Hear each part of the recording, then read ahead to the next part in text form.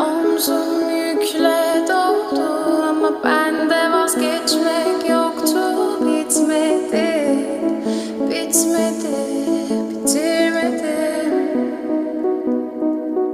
Ben özel değilim ya da öyle bir şey, ama sen varken hep böyle hissettim, böyle hissettim.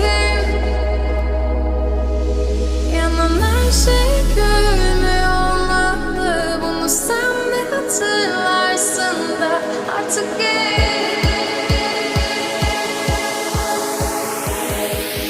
böyle hissettim.